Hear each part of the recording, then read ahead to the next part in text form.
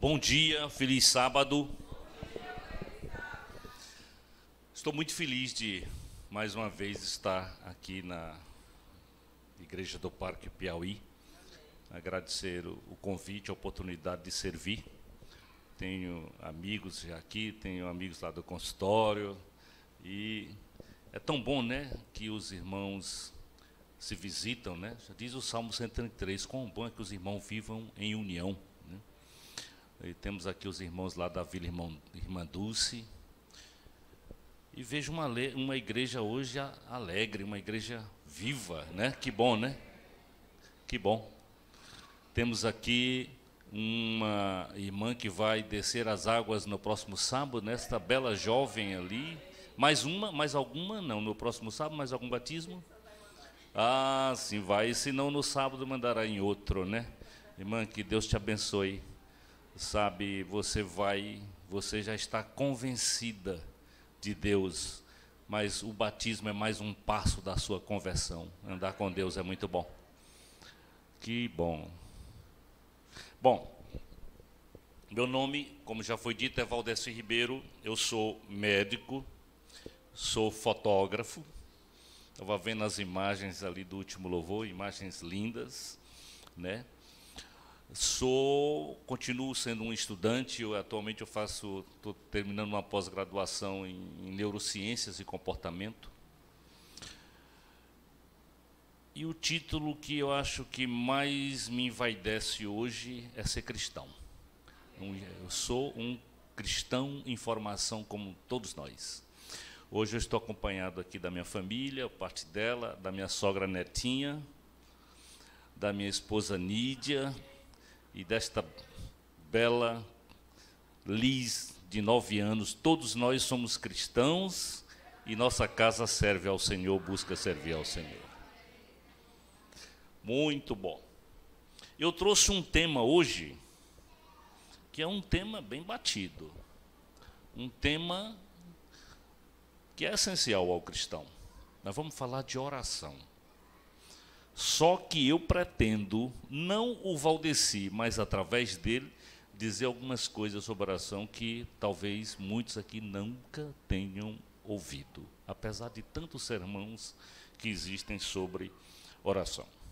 Vamos então abrir a palavra de Deus e eu vou convidá-los para abrir inicialmente em Lucas.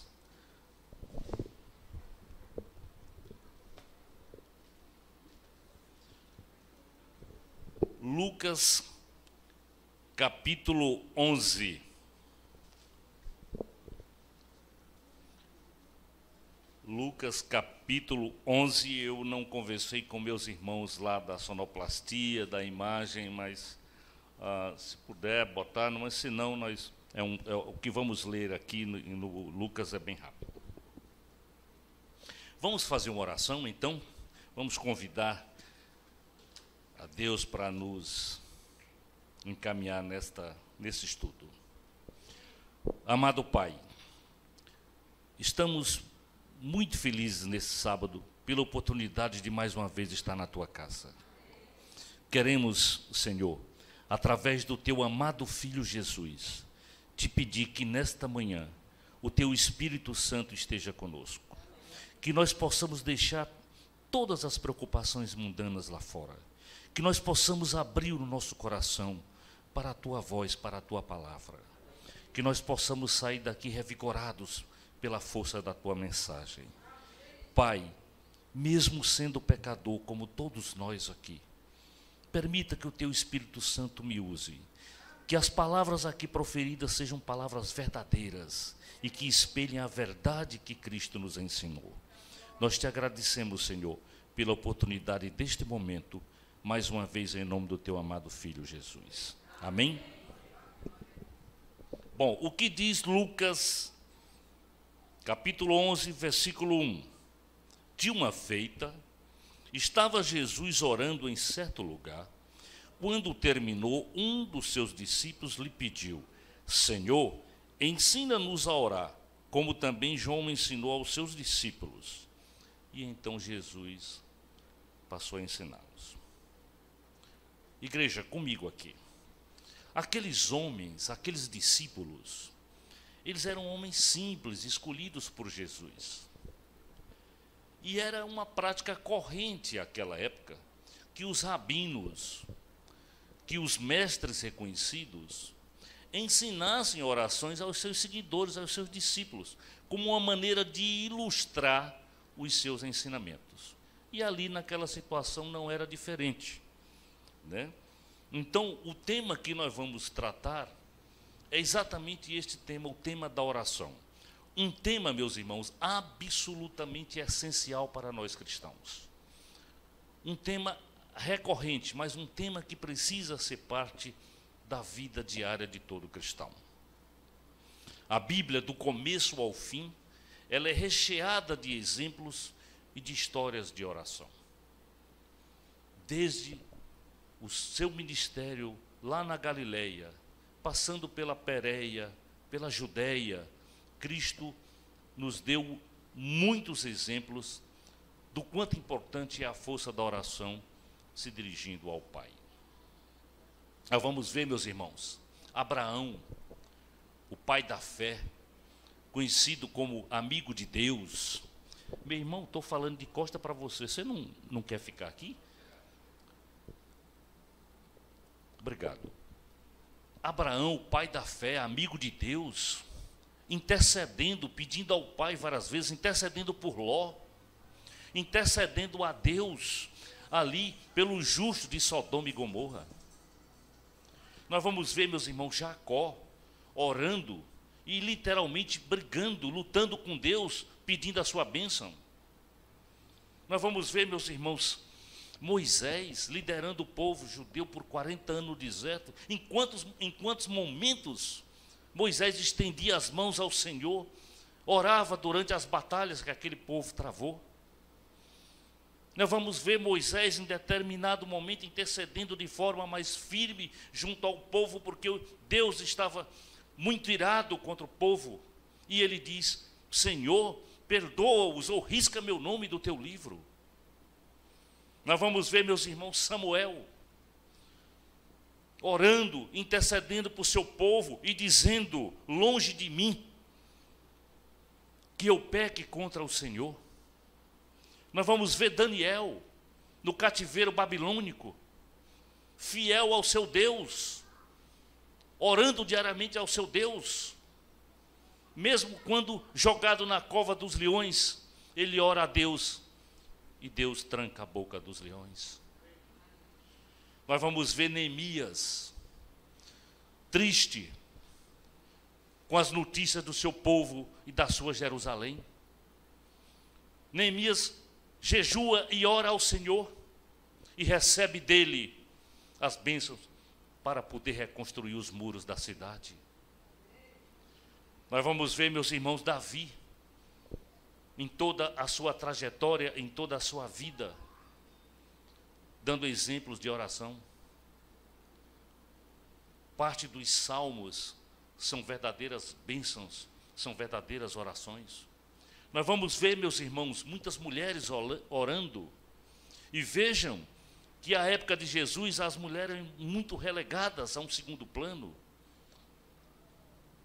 Mas nós vamos ver exemplos maravilhosos ao longo de toda a Bíblia, como Raquel, estéril, orando ao Senhor e sendo atendida. Raquel que vivia num segundo plano ali no seu matrimônio. Nós vamos ver Débora, uma profetisa de Deus, orando. Nós vamos ver Ana, também estéril, orando ao Senhor e sendo atendida, e se torna mãe de Samuel. E ela diz depois: por este menino orava eu. Nós vamos ver Esté, uma judia que se torna rainha na Pérsia, intercede por seu povo em oração e salva aquele povo. Nós vamos ver Maria abençoada para receber Jesus, orando na caminhada, orando ali na cruz, orando após a sua subida junto com os discípulos lá no cenáculo. Nós vamos ver, meus irmãos, Paulo, um exemplo de oração, o maior teólogo do cristianismo, um implantador de igrejas. E Paulo, suas cartas são verdadeiras orações. Nós vamos ver, meus irmãos, Jesus, como disse, do começo ao fim do seu ministério, nos ensinando a orar, nos ensinando esta comunhão com o Pai. Nós vamos ver os seus discípulos, que até então pareciam, mesmo andando com o Mestre todo aquele tempo, pareciam não entender a plenitude da mensagem, ou pareciam não entender que a mensagem era uma mensagem espiritual. Mas nós vamos vê-los orando após a ressurreição de Jesus, quando ele chega aos discípulos e pede que eles continuem orando. Nós vamos vê-los ali no cenáculo, em 10 dias de intensas orações, até que no dia de Pentecostes eles são revestidos do Espírito Santo. Diz Ellen White, meus irmãos, que a oração é a respiração da alma.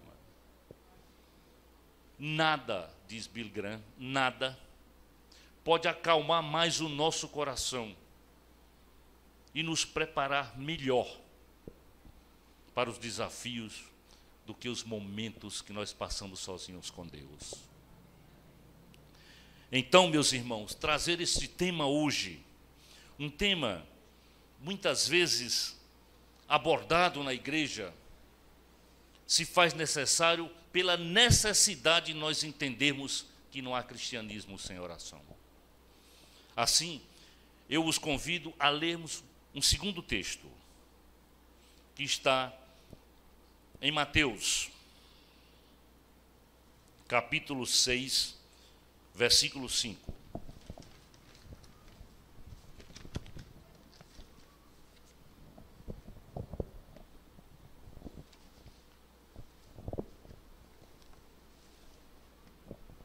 Diz o texto, continuando ainda o diálogo com Jesus, agora em Mateus. Como se deve orar?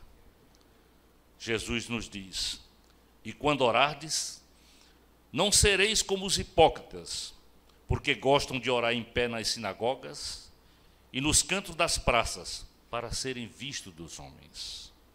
Em verdade vos digo que eles já receberam a recompensa. Tu, porém, quando orares, entra no teu quarto e, fechada a porta, orarás a teu Pai, que está em secreto, e teu Pai, que vem em secreto, te recompensará. E orando, não useis de vãs repetições, como os gentios, porque presumem que pelo seu muito falar serão ouvidos. Não vos assemelheis, pois, a eles, porque Deus, o vosso Pai, sabe o que tendes necessidades antes que lhe peçais. E aí Jesus nos deixa uma oração maravilhosa. A oração dominical. Portanto, vós orareis assim: Pai nosso que estás nos céus, santificado seja o teu nome, venha o teu reino, faça-se a tua vontade, assim na terra como no céu. O pão nosso de cada dia dá-nos hoje, e perdoa-nos as nossas dívidas, assim como nós temos perdoado aos nossos devedores. E não nos deixes cair em tentação, mas livra-nos do mal, pois teu é o reino, o poder e a glória para sempre. Amém? A oração do Pai Nosso tem algumas situações interessantes. Primeiro, Jesus quer nos ensinar como devemos começar a orar, nos dirigindo ao Pai, sempre através dele. Depois, observe o Pai Nosso, não sei se vocês já atentaram, quantos pedidos tem no Pai Nosso? 7 pedidos. Vejam o primeiro. Pai nosso que estás nos céus, santificado seja o teu nome, é o primeiro pedido. Segundo pedido, venha o teu reino. Terceiro, faça-se a tua vontade. Quarto pedido, o pão nosso. Quinto pedido, perdoa-nos as nossas dívidas. Sexto pedido, não nos deixes cair em tentação. E o sétimo pedido, livra-nos do mal.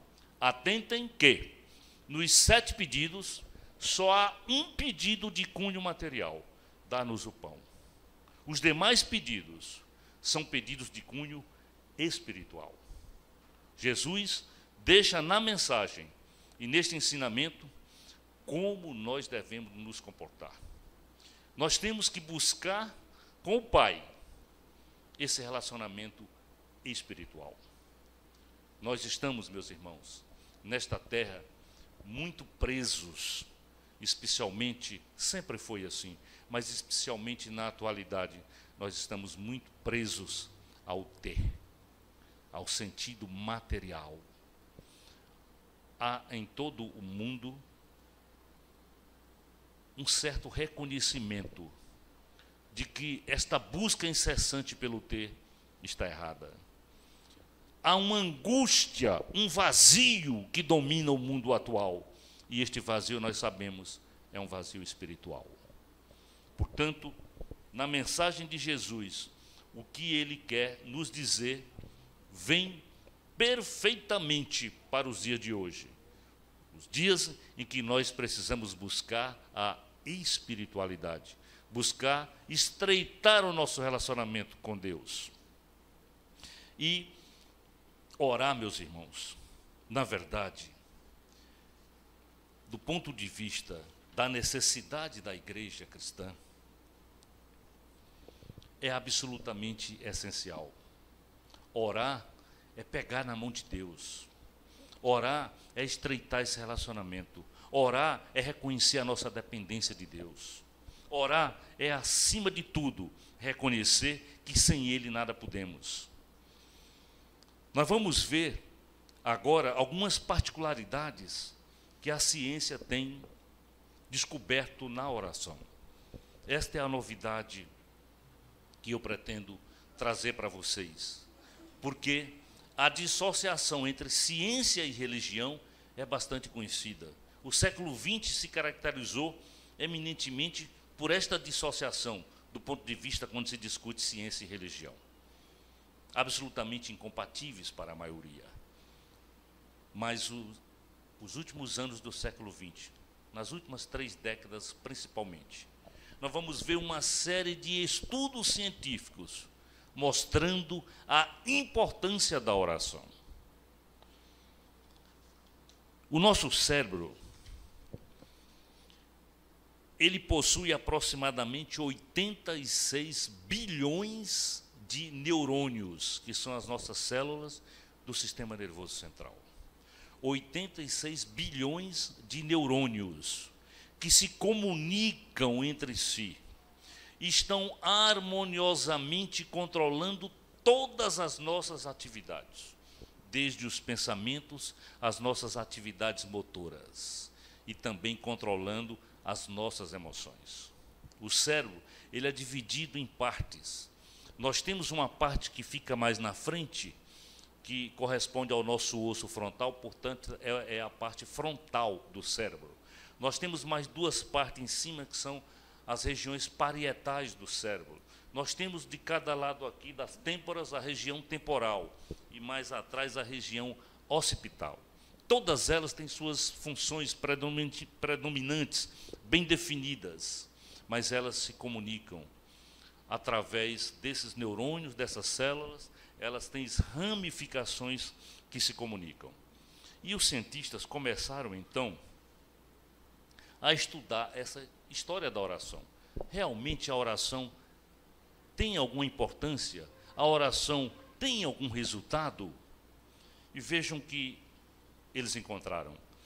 Eles estudaram isso mapeando o cérebro com ressonância magnética funcional e com eletroencefalograma, medindo as ondas cerebrais e estudando aquelas pessoas que estavam orando e que tinham a prática da oração de forma mais constante. Então, eles analisaram todos esses perfis e cada vez mais nós temos resultados comprovando o efeito ou os efeitos da oração no nosso cérebro.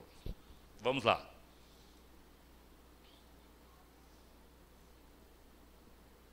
Em primeiro lugar, os cientistas descobriram que há uma liberação de determinadas substâncias chamadas beta-endorfinas no nosso cérebro quando nós temos a prática da oração. E o que faz as betas-endorfinas? Eles são chamados receptores opioides. Não precisa vocês entenderem esses nomes técnicos, mas o que são esses receptores? São aqueles receptores que atuam principalmente na dor. Então, quando nós oramos, nós temos uma maior liberação dessas substâncias. O que elas fazem? Elas aumentam a nossa resistência à dor. Aumenta a nossa resistência à dor do estresse agudo. Então, a primeira bênção da oração repetida é que aumenta a nossa resistência à dor e ao estresse agudo. Segunda importância descoberta pelos cientistas nesses estudos mostraram o seguinte: até poucas décadas atrás, nós sabíamos que nascemos com uma quantidade X de neurônios no cérebro e ao longo da nossa vida nós vamos perdendo neurônios, vão morrendo. As nossas células, por exemplo, as nossas células da pele, elas se renovam muito frequentemente. As nossas células do estômago, elas se renovam, do pulmão, elas se renovam. Elas têm um período de vida que varia ali, às vezes, 5, 8, 10 dias, 2 semanas e tal. Elas vão se renovando. O nosso organismo vai se renovando o tempo todo. Vai produzindo, vai descamando aquelas células que vão morrendo e vai produzindo outras. Mas no cérebro, não. No cérebro, o que a gente sabia era que nasceu com aquela quantidade de neurônios e, à medida que você vai envelhecendo, você vai perdendo neurônios. Não deixa de ser verdade, mas a grande descoberta das últimas décadas é uma descoberta da neurociência chamada de reconstrução cerebral, ou de neuroplasticidade. O que quer dizer isso? Se descobriu que há possibilidade dos neurônios se restaurarem. E ainda mais, as ligações entre uns neurônios e outras que são perdidas, elas podem ser refeitas. E aí vem a história da oração. Se comprovou que os indivíduos que têm a prática da oração, eles aumentam a sua neuroplasticidade. Ou seja, eles são capazes de reativar neurônios que estavam desativados e são capazes de refazer ligações entre esses neurônios e, consequentemente, melhorando a nossa condição. Terceiro fator muito importante da oração. A oração, principalmente ativando a nossa região do córtex parietal, ela aumenta a nossa capacidade de concentração.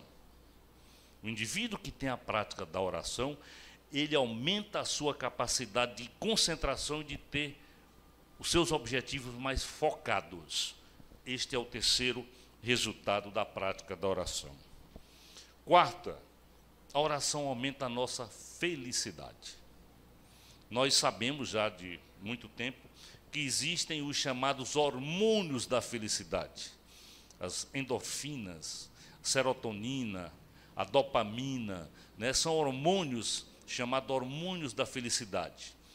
Isso é um conhecimento médico de muito tempo. O que nós não sabíamos, e esses estudos comprovaram, é que a oração é capaz de aumentar a liberação desses hormônios.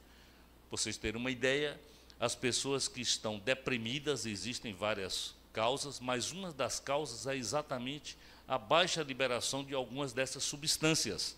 Então, a oração é capaz de aumentar a nossa felicidade, porque quando nós oramos, existe uma ativação do nosso cérebro emocional, que fica numa região chamada de sistema límbico.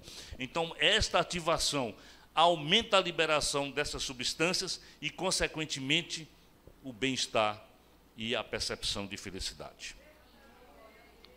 Quinta, a oração aumenta as ondas cerebrais de altíssimo nível de descanso. Quando nós oramos, nós provocamos um aumento das ondas cerebrais que provocam o nosso relaxamento. Isso ativando, nós temos dois sistemas nervosos. O sistema nervoso chamado simpático, que é o sistema nervoso do alerta, quando nós sofremos um acidente, uma agressão, sabe, a ameaça, qualquer ameaça, nosso sistema nervoso é ativado, nossas pupilas dilatam, o coração aumenta a frequência, né? Então nós estamos preparados ali para a luta ou para a fuga. Esse é o nosso sistema nervoso central.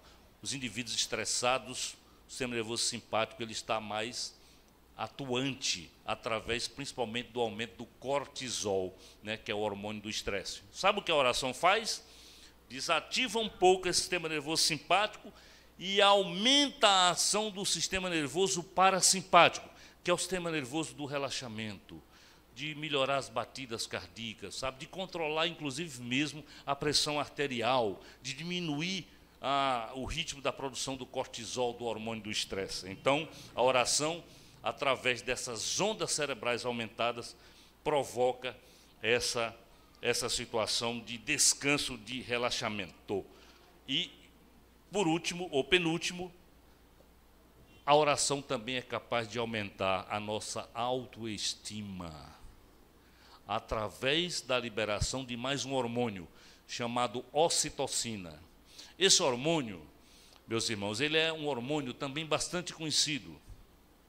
É o hormônio que aumenta na grávida durante o trabalho de parto, que ela se prepara para o parto ali, é o hormônio que aumenta. Aumenta também no aleitamento materno, quando o bebê suga. Então, é um hormônio chamado hormônio do amor, a ocitocina. Existe um americano que estuda, eu tive uma aula dele espetacular, que estuda muito isso, que é o Dr. Paul Sack. Ele fez experiências no mundo todo, mostrando a importância do hormônio do amor. Este amor é aquele amor de atitude, não é um amor sexual, é um amor de atitude minha em relação ao outro. É um amor de sensação de bem-estar por uma atitude, né, digna, uma atitude realmente de que eu me importo com o outro. É uma atitude como o aleitamento, o momento de um trabalho de parto, né? Então, a oração também aumenta a nossa autoestima através da produção de ocitocina. E, por último, a oração melhora a nossa capacidade de tomar decisão. Se você tem um negócio a concluir, se você tem uma decisão importante na sua vida, se você tem que tomar uma decisão que tem implicações sérias para você, orar é um bom remédio. Porque orar ativa o nosso cérebro pré-frontal, que é o cérebro que é responsável por isso. Então, meus irmãos, a oração tem efeitos no nosso organismo, do ponto de vista físico, do ponto de vista psicológico e do ponto de vista espiritual. Essa contribuição é uma contribuição que eu fico muito feliz de fazer, porque nas últimas décadas a ciência e a fé se encontram. E elas se encontram, inclusive, mostrando para alguns um chamado ponto de Deus no cérebro, que ficaria numa dessas regiões que eu citei, mais na região temporal. Vocês verem a perfeição que é. Então, orar é uma prática, meus irmãos, edificante, é uma prática necessária, é uma prática essencial na vida do cristão. Não há fortaleza, não há avivamento de igreja, não há milagre sem o poder da oração. Nós precisamos ter uma igreja viva, fortalecida, através do poder da oração. Orar é ter sede de Deus, meus irmãos. É buscar a água viva que Jesus nos oferece. Sem isso não há cristianismo forte. Sem isso nós seremos fracos. Enquanto não entendermos que a nossa conversão passa pela necessidade dessa conversa diária com Deus, nós não seremos cristãos de fato. Orar, meus irmãos, é pedir ao Senhor que tire as cinzas, que sopre as brasas e que acenda o fogo da esperança em nosso coração. Creio que a maioria sabe dessa história. Quando Deus pediu que se construísse um santuário, e ali disse como deveria ser dirigido, o sacerdote, os diretores daquele santuário, não podiam deixar jamais o fogo apagar. Então eles eram encarregados de tirar as cinzas ali resultantes das ofertas, da queima das ofertas no altar. Eles tiravam as cinzas que representam os nossos pecados. Eles reavivavam a chama, colocando mais brasas, e não era permitido que o fogo apagasse. Assim, meus irmãos, nós devemos agir como cristãos, pedindo sempre ao Senhor que tire as cinzas, que são os nossos pecados, que nos fortaleça nesta luta titânica que temos que exercer dia a dia contra o mal. Tire as cinzas, Senhor. Senhor, reavive a chama no coração e nos permita ter aceso o fogo da esperança de viver contigo na eternidade. Meus irmãos, e será que Deus ouve realmente todas as nossas orações? Quem acredita que sim, diga amém. É claro que Deus escuta nossas orações. Em Isaías 59:1 está escrito: eis que a mão do Senhor não está encolhida para que não possa salvar, nem surdo o seu ouvido para não poder ouvir. Deus ouve sim nossas orações. Deus ouve as orações silenciosas. Deus ouve as orações em choro. Deus ouve as orações em lágrimas. Deus ouve as orações até mesmo daqueles que não são cristãos, mas que vão sinceramente a Deus. Deus ouve a oração de um coração contrito, silenciosamente, porque Deus conhece todas as nossas aspirações e conhece todas as nossas necessidades. Essa é uma verdade da qual não podemos fugir. Deus nos conhece a todo, Deus conhece todas as nossas necessidades e Deus pode sim nos ouvir as nossas orações, porque a oração é capaz de mover o braço de Deus. Uma oração sincera é capaz de mover o braço de Deus. E Ele sim pode mudar o rumo da nossa história, o rumo da nossa vida. Meus irmãos, por último, eu quero conversar um pouco com vocês a respeito do Getsemane. O Getsemane, como vocês sabem, era um jardim que ficava no sopé do Monte das Oliveiras. Getsemane literalmente quer dizer prensa de azeite. Era um local ali no sopé do Monte das Oliveiras, onde as oliveiras eram prensadas para a retirada do azeite, né, do famoso azeite de oliva. Então, isto é Getsemane. Mas ficou também marcado, esta palavra ficou também marcada como um sinônimo de sofrimento, de agonia. Nós sabemos por quê, e vamos já ver. Porque foi ali que Cristo viveu um dos momentos mais trágicos, mais difíceis da nossa história na humanidade. O Getsemane, portanto, representa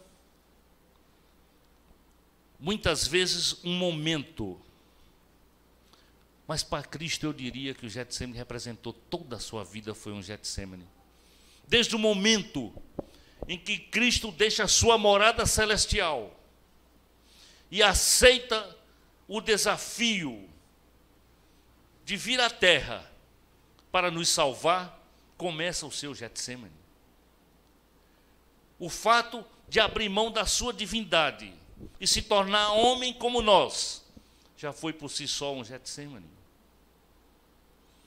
O momento em que ele efetivamente chega à terra, através de Maria, nascendo numa manjedoura, foi um Getsemane. Imagino toda a vida de Jesus, sabendo do propósito a que viera. E quando começa o seu ministério, aumenta mais o seu Getsemane em termos de agonia, em termos de sofrimento. Por onde passou, Jesus só falou de amor. Por onde passou, criticado pelos fariseus, pelas autoridades religiosas.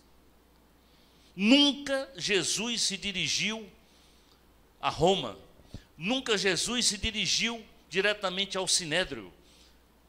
Jesus buscou o povo sofrido.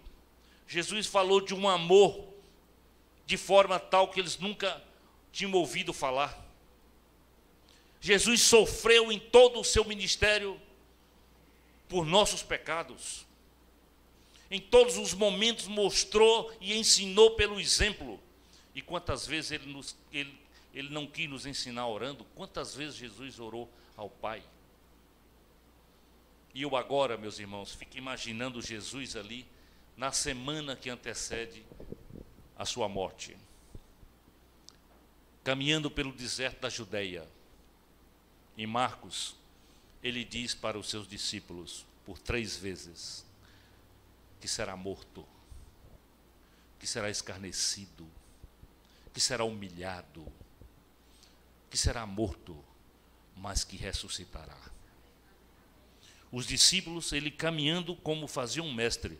O mestre caminhava na frente e os discípulos atrás. Ali pelo deserto da Judeia, havia uma tristeza no ar. Havia uma dor. E os discípulos meio que sem entender. Pareciam não acreditar que a história fosse daquele jeito, porque eles estavam esperando, na verdade, algo de material. Eles queriam que ele fosse ungido rei e que libertassem do jugo romano. Jesus passa por Jericó. E quando ele avista Jerusalém, ele chora. Há 3 momentos em que nós vemos Jesus chorando: na morte de Lázaro, nesse momento, e mais à frente no Getsêmani. Ele olha para Jerusalém e diz: ah, Jerusalém, se tu pudesses compreender o que te daria paz, mas os teus olhos não conseguem ver agora.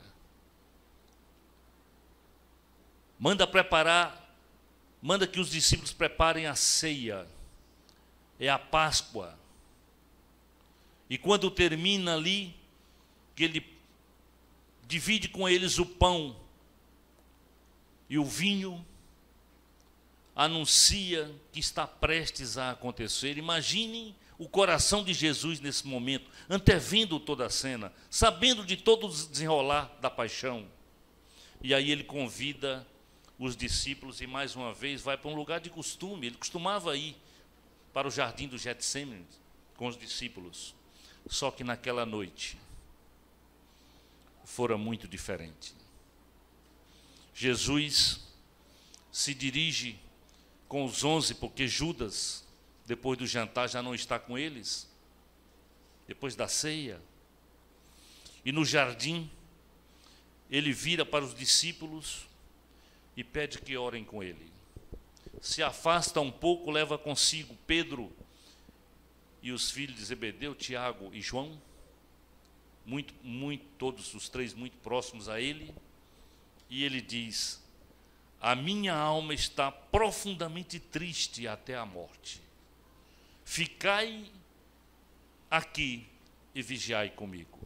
Se afasta um pouco e por 3 vezes, depois ele volta, os encontra dormindo, vocês conhecem a história, e por 3 vezes ele pede ao Pai: meu Pai, se possível, passa de mim este cálice, todavia não seja como eu quero, e sim como tu queres. Imaginam vocês a angústia de Jesus naquele momento? Qual era o cálice que Jesus pedia ao Pai que, se possível, passasse? Era como se fosse um cálice de veneno puro que ele teria que beber, porque era o cálice, meus irmãos, dos meus pecados, dos nossos pecados, dos pecados de toda a humanidade. A história, as profecias estavam por se concretizar, e ele sabia dos momentos seguintes. E diz ainda mais para os discípulos: vigiai e orai, para que não entreis em tentação. O espírito, na verdade, está pronto, mas a carne é fraca. Imagina a luta titânica de Jesus naquele momento. O homem, a divindade. A luta do homem e do espírito. Mas ele não fraquejou. Ele disse: Pai, que seja feita a tua vontade. E após o terceiro momento de oração, Jesus, que se afastava dos 3 discípulos que ali estavam, diz Lucas, cerca de um tiro de pedra, alguma coisa em torno de 20, 30 metros. Após a terceira oração, em que diz Lucas que a agonia, a aflição de Jesus era tamanha que gotas do seu suor, como gotas de sangue, caíam. Este fenômeno, meus irmãos, é um fenômeno chamado de hematidrose. É possível, é verdade.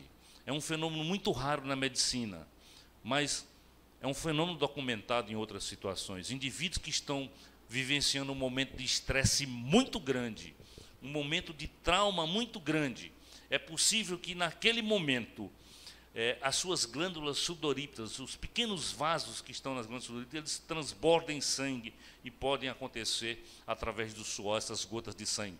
É um fenômeno chamado na ciência, na medicina, de hematidrose. É muito raro, mas é possível acontecer. Então Jesus, naquele momento, sua agonia era de tal forma que pingavam do seu suor gotas de sangue.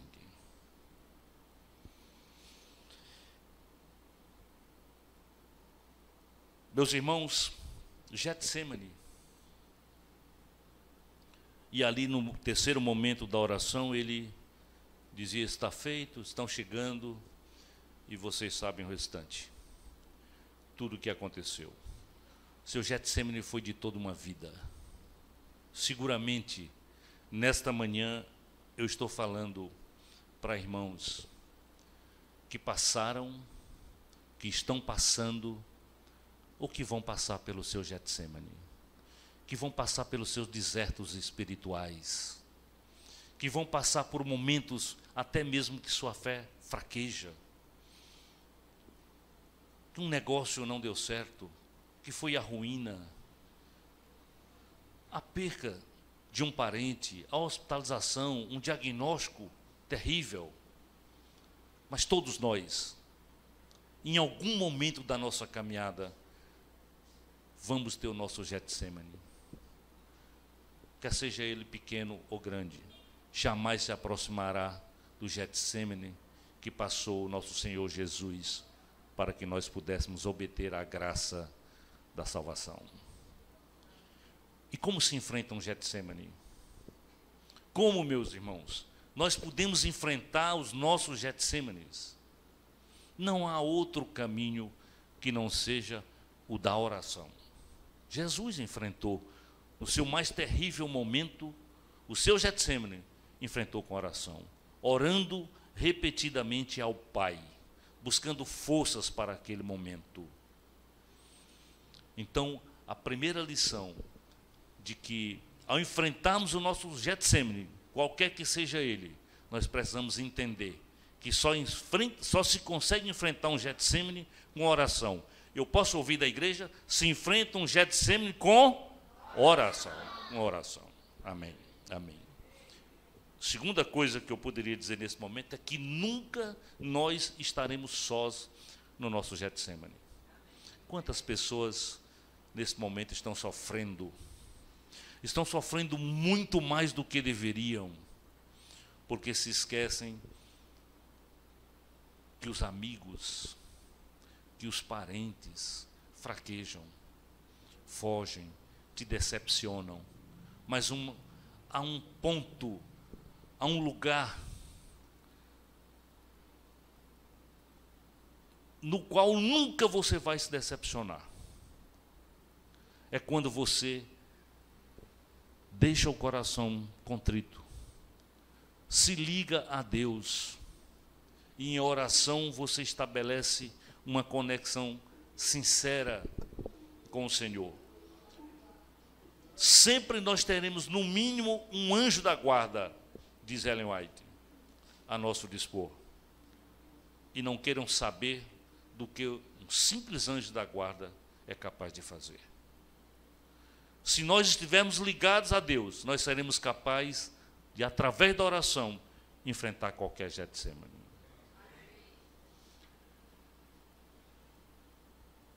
Eu quero encerrar dizendo nesta manhã, vamos ter um louvor ainda? Nós vamos encerrar dizendo nesta manhã, meus irmãos, de que o mundo atual vive um momento extremamente difícil,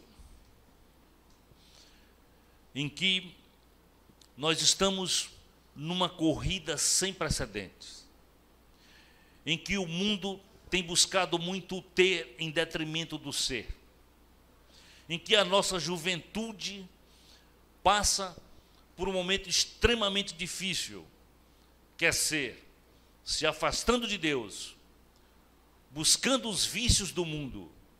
A droga tem se tornado um grande problema de saúde pública em todo o mundo.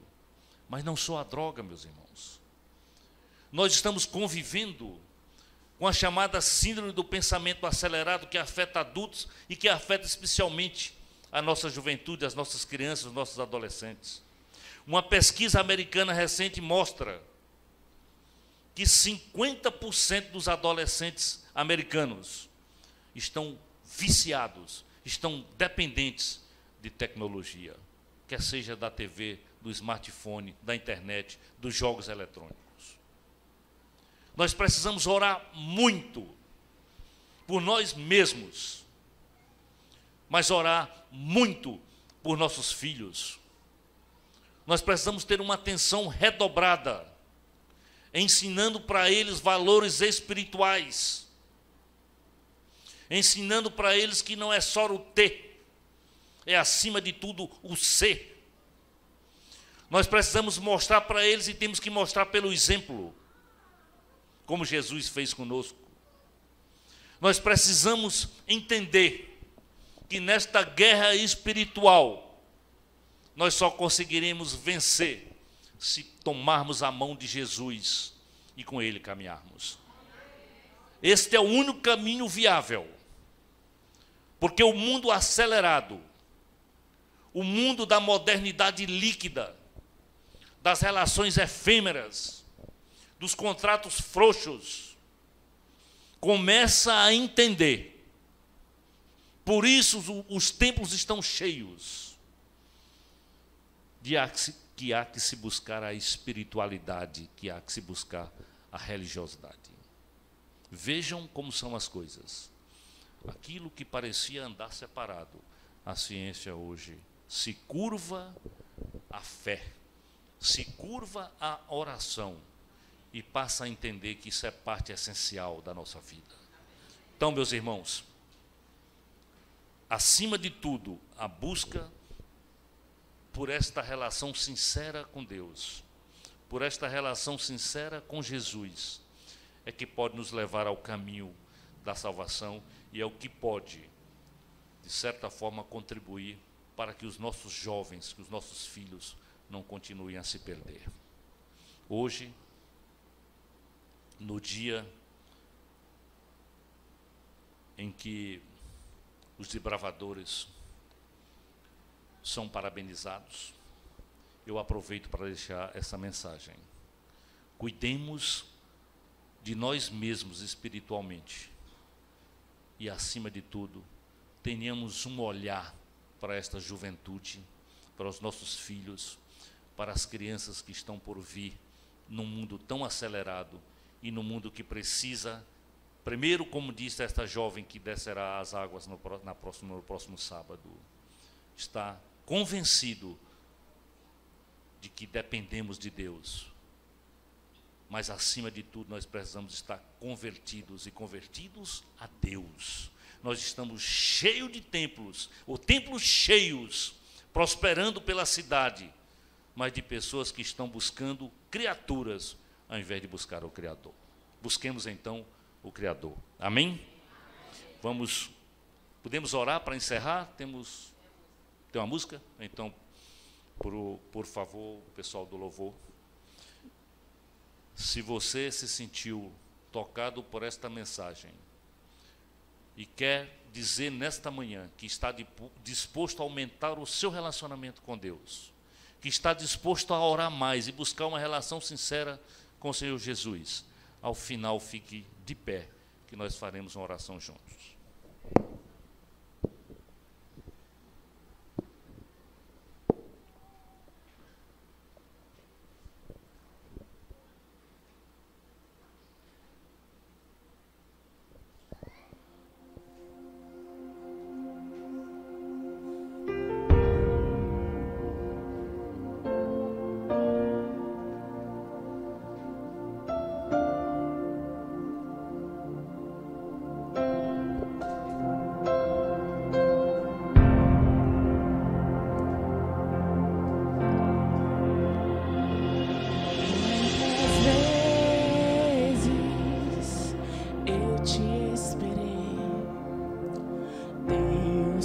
saudades de ti.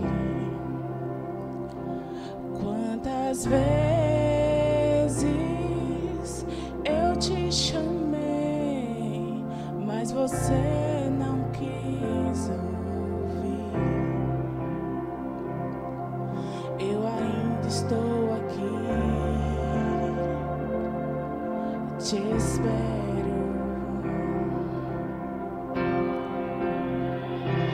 Quantas lágrimas eu chorei por ti, vendo você se ferir.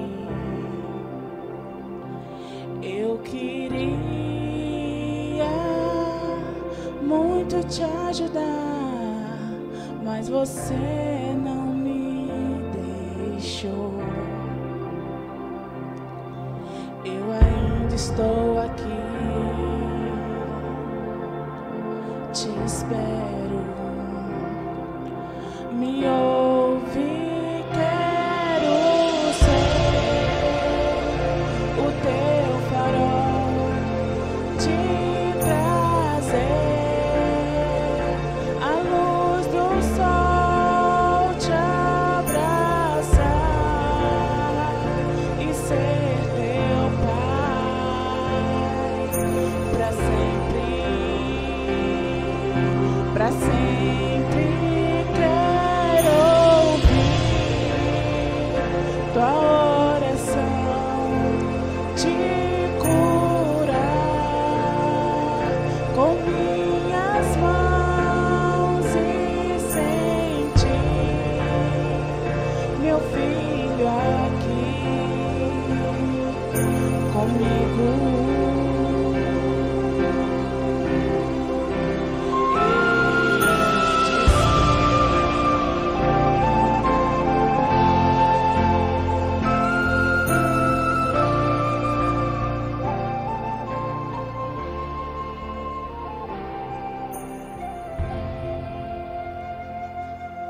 Eu ainda estou aqui, te espero. Me ouve, quero ser o teu farol, te trazer a luz do sol, te abraçar e ser teu pai para sempre, para sempre. Quero ouvir tua oração, te curar com minhas mãos e sentir meu filho aqui comigo. Eu te espero.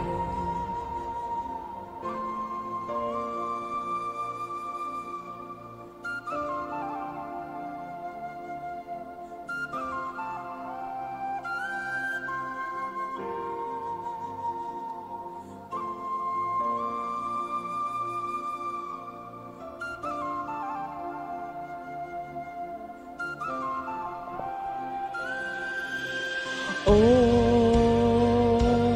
oh, oh,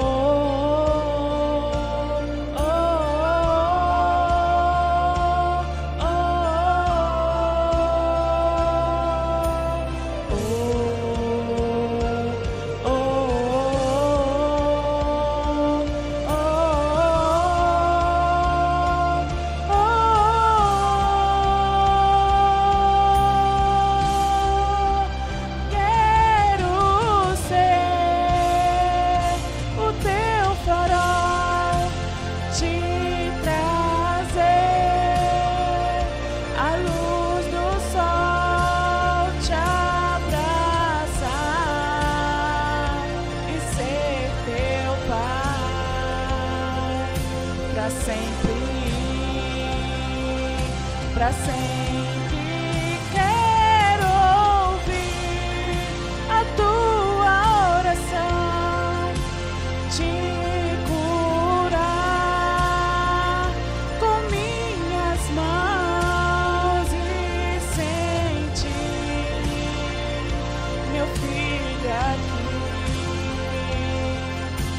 comigo.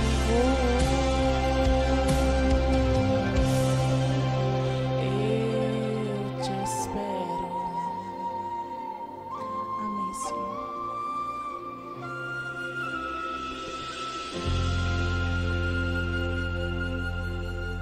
Oremos. Amado Pai, queremos te agradecer mais uma vez pela oportunidade de, estando na tua casa, estudar a tua palavra. Senhor, nós hoje aqui relembramos o que teu amado Filho Jesus nos ensinou sobre a oração, praticada pelos patriarcas da igreja, pelos profetas, por teu amado Filho Jesus. Senhor, nós estudamos também à luz da ciência, como a oração é benéfica, não só para o nosso corpo, para o nosso templo espiritual, mas também ela é benéfica do ponto de vista físico, mental e espiritual. Senhor, por fim, nós estudamos sobre o Getsemane, a agonia do teu Filho Jesus, literalmente prensado como as olivas, ali no jardim do Getsemane, carregando sobre os ombros a dor, o peso de todos os nossos pecados. E ali orando a ti, Senhor, ele aceitou o sacrifício para que nós pudéssemos vislumbrar na cruz do Calvário a possibilidade da vida eterna, porque Cristo carregou os nossos pecados. Por fim, Senhor, nós queremos te pedir que dê forças à tua igreja, que sejamos nós todos templos do teu Espírito Santo, que nós possamos revigorar a nossa fé através das nossas atitudes, e que nós possamos ser capazes de levar as cinzas e acendendo a chama da esperança no teu amado Filho Jesus, nós possamos caminhar por tudo aquilo que ele nos ensinou. Por fim, Senhor, te peço que leve a todos em paz, as famílias que aqui estão representadas, e que, Senhor, também aqueles corações que não puderam estar aqui hoje possam ser alcançados pela tua graça, que nós possamos ter todos uma semana abençoada na tua companhia. É o que nós te pedimos e agradecemos por mérito e meio do teu amado Filho Jesus. Amém.